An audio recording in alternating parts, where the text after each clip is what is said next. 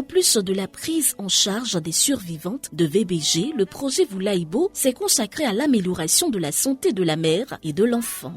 Depuis 2019, nous travaillons avec la communauté missionnaire de Villa Regia dans le cadre du projet Voulaïbo.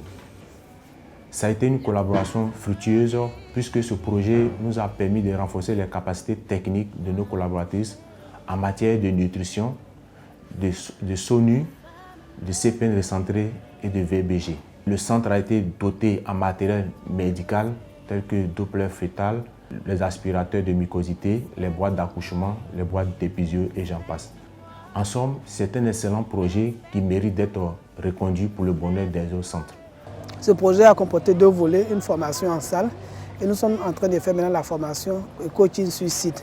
L'avantage du coaching sur site, c'est dans un premier temps de voir quels sont les acquis de la formation et de voir sur le terrain comment ces acquis-là sont mis en pratique dans leur situation réelle. Ça nous permet de corriger les imperfections que les prestataires ont entre la théorie et la pratique.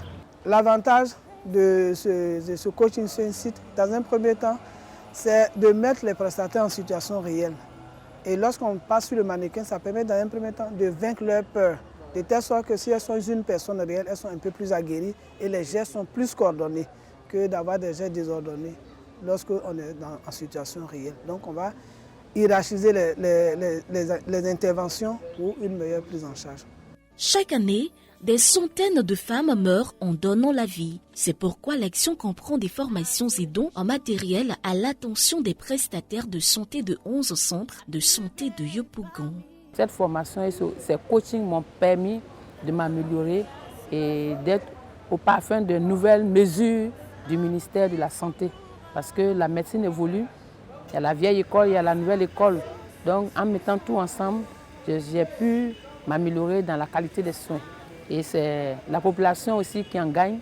Et moi aussi, je gagne aussi beaucoup sur ma carrière.